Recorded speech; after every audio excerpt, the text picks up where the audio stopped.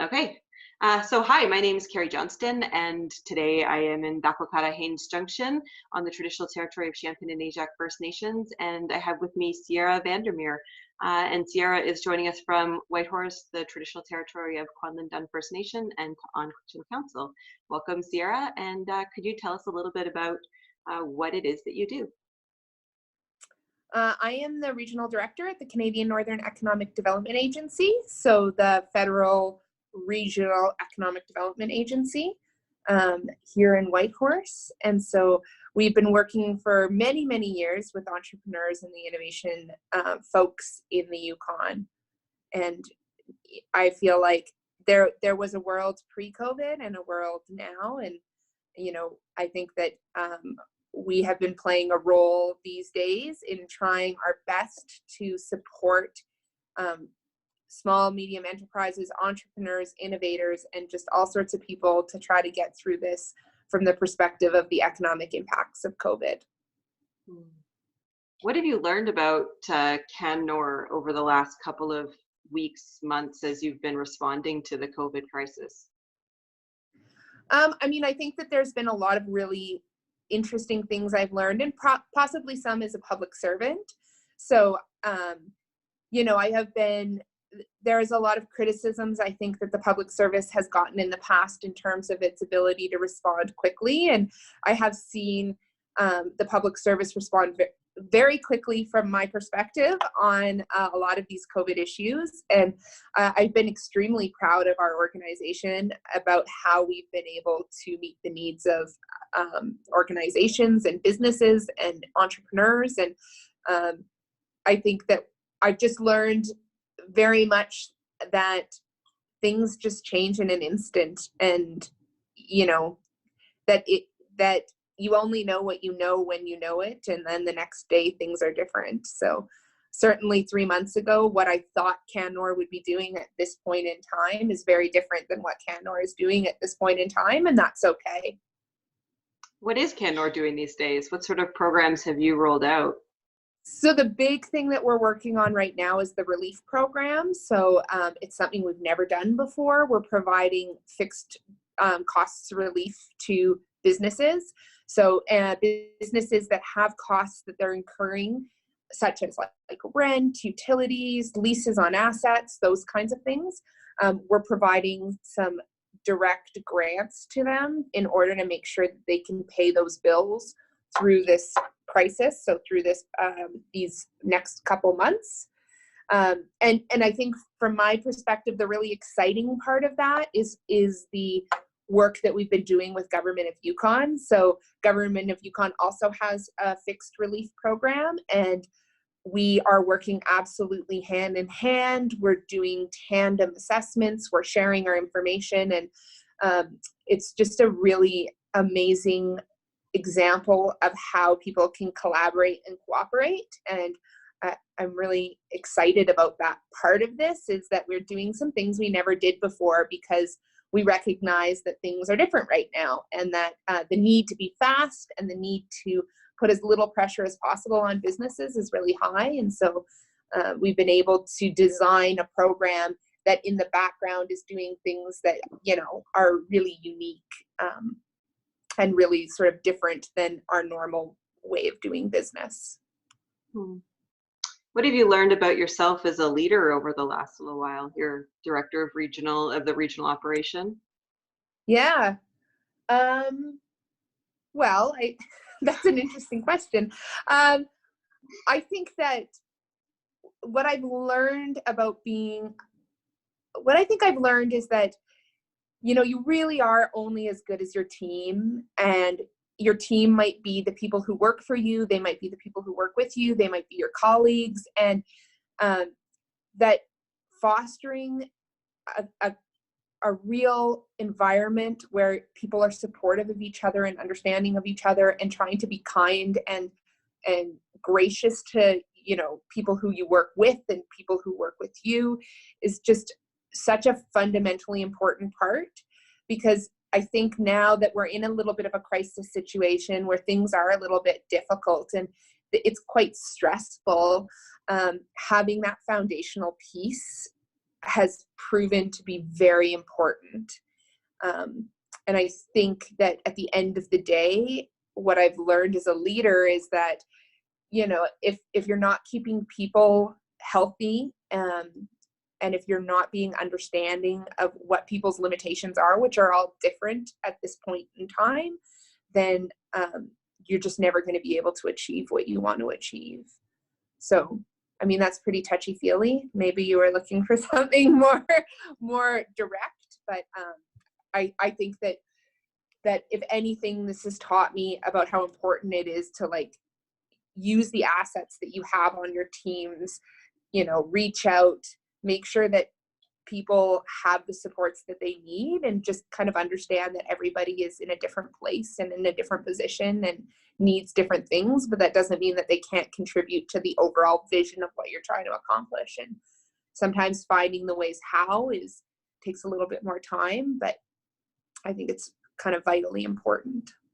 I think that fits in with some of the advice that we've been sort of receiving in these interviews is, you know, find the strengths in your networks, find the strength sort of within your organization, within yourself, and accept it and sort of and adapt as you can, the best you can, and rely on the people that you're in relationship with to help you do that. Yeah.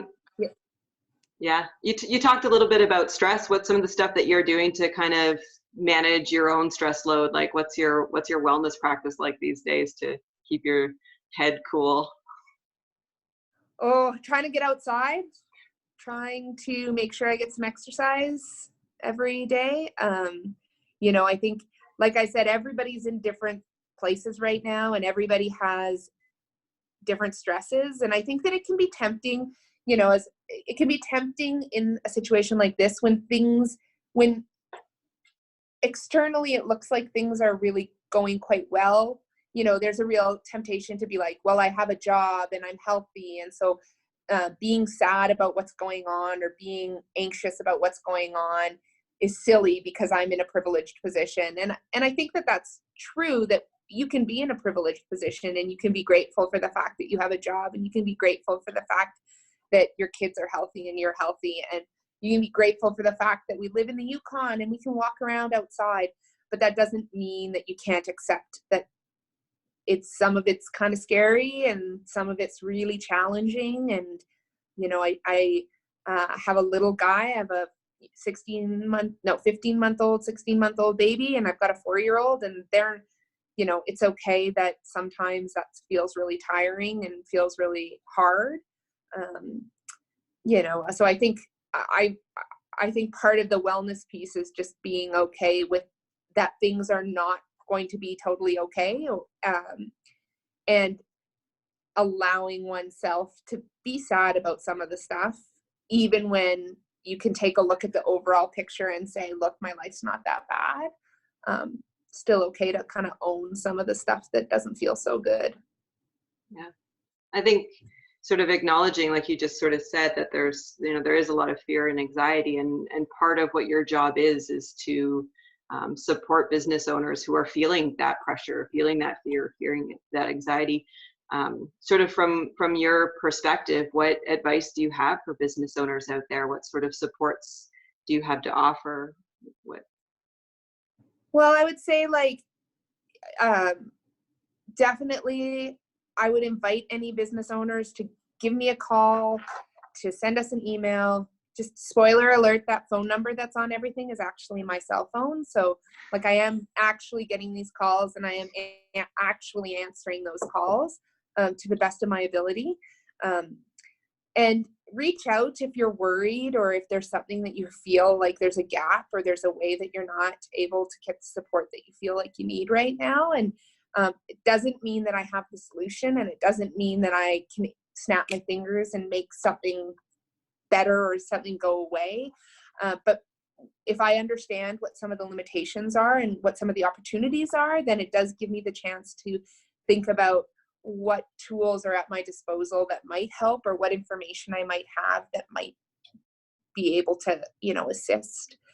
I think that, like, I don't have any advice for business owners, I think each situation is completely different, and I just understand the enormous pressure that people are under right now, and the fact that I think that there's people who, in the same way I care deeply about my team of staff, there are business owners out there care deeply about their staff, and they feel like, that they have responsibility for those staff. They feel, these are people who they work with every day, and I think that that's an enormous amount of responsibility that everyone feels is on their shoulders. And I certainly would like to find the ways to help as much as possible in the small ways that I can, which at this point is really trying to lessen the financial burden during this period of time where we know that there's many people are experiencing a loss of revenue. Many people just aren't seeing the business they saw before.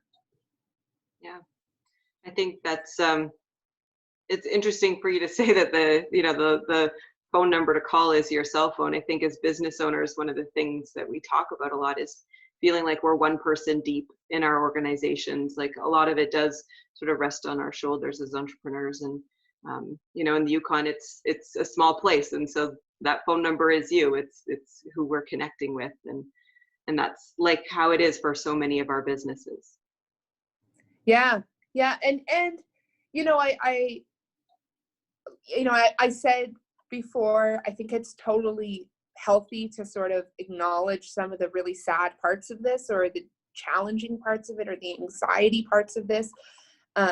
But it's also okay to acknowledge the stuff that we kind of have going for us, like some of the advantages that we have, some of the things that are just part of being in the Yukon. It's okay to also say, you know what, like there's some really good parts about being a business owner here. That you can always balance the reality of some of the difficulties with some, the positivity of what we do have going for us.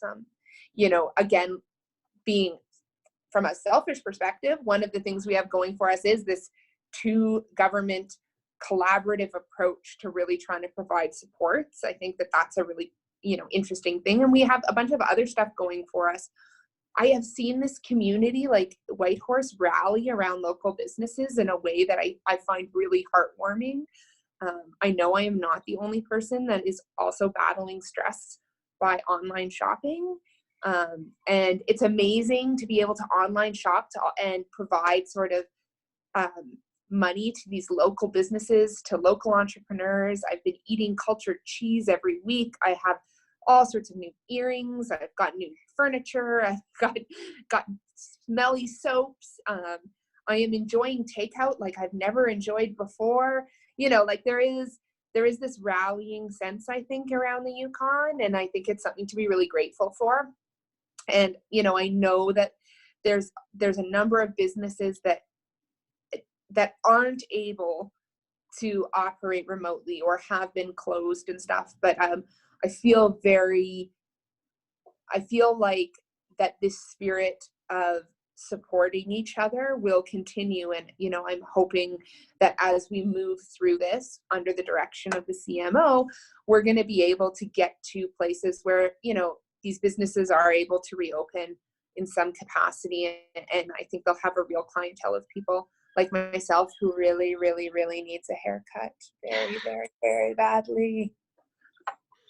I know I needed a haircut before COVID, and just the way it goes, right? But I agree. In a small community like where I live too, I've certainly felt and seen that sort of sense of generosity and support within the local business community, and citizens really reaching out and supporting each other, and even within civil society and new sort of social enterprises that are being born in a moment like this. It's the strength of the Yukon is really how we work together.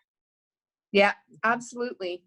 And again, like I think it's been amazing to see just how hard everyone is working, and like just in every level of government, in every part of civil society, just like the amount of stuff that people are trying to do in order to help each other out is just really heartwarming. And I think that if we can kind of keep this momentum, this is something that will really influence our way out of this crisis and sort of put us on the road to maybe a new reality, but put us on the road to kind of emerging out of this. Have you had any aha moments about your role, about economic development in the territory over the past couple of weeks? Sort of paradigm shifting things? I don't know if I've had any aha moments, but well, you know what? I think the one aha moment that I've had is a little bit, we've been talking a lot about when COVID first started. I think a lot of the emphasis was around like, what do we need to do right now, like in this exact moment, to deal with what's happening? And we saw really quickly a lot of businesses having to close their doors or having to, stop taking in clients. We saw CMO and new regulations causing some businesses to have to close down. But I think that what I am enjoying, or what I'm looking forward to, is this next conversation, which isn't about like the right now. It's about, okay, so now what's next in all of this? And I think that there's an opportunity for everybody to kind of take a step back a little bit and go, okay, if the next 5 months is not going to be like last year, if it's going to be different, we know it's going to be different. What can we be? Like what can businesses be? What can entrepreneurs be doing?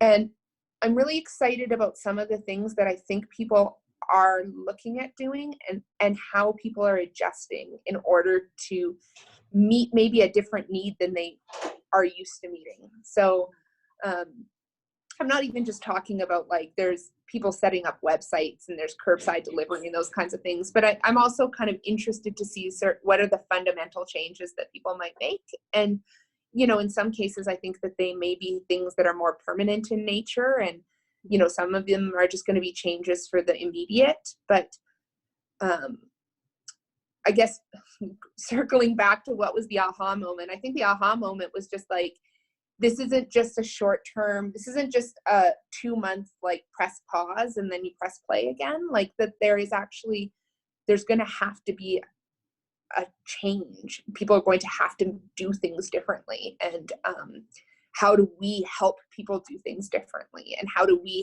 help make those adjustments? And how do we help people or organizations or businesses operate differently and maybe fill a different need than they've ever filled before?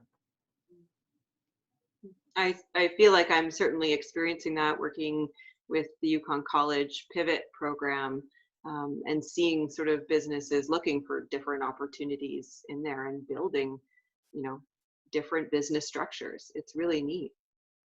Yeah, and I think that is the next phase of this, is just changing a little bit. And again, I don't know which ones will last forever and which ones will only last for 12 to 18 months and which ones will last 12 to 18 weeks in terms of changes. But I think if we can start putting our heads together as to what those changes look like, that's kind of where the real meat in all of this lies, and where we have an opportunity to sort of make the Yukon a different place, but a really great place for the next while. Any books or podcasts or music that's kind of getting you through these days? Oh, I'm just listening to like Baby Shark on repeat right now because it really helps curb the screaming. So no, not really. I think, the world is definitely taking a little bit, some of those things like podcasts have taken a little bit of a backseat these days, but, I'm looking forward to a real focus over the next couple of weeks of trying to get a lot of these relief programs and these big programs done. And then I am definitely looking forward to some Netflix after that. Fair enough. There's some good stuff out there. Yeah. Anything that's like, I like Brooklyn Nine-Nine. I like all of I like to be able to do multitask while I'm watching Netflix. So like watch Netflix, text on my phone, talk on my other phone, and cross stitch is sort of the way I like to roll. Nice. Well, there's some pretty good stuff out there. I don't know if the tiger one is just a whole other thing. Oh, that's like no, I've done the tiger one. And then I tried Too Hot to Handle, but even that was a little bit too much. So fair enough. Right on. Well, thanks so much for your time today. Yeah, thanks. I think I hear a little one waking up. So yeah, have fun with that. Mine's gonna wake up soon, so I'm gonna head home. Okay, sounds good. Thanks so much. See you We'll later. talk to you later. Bye. Bye.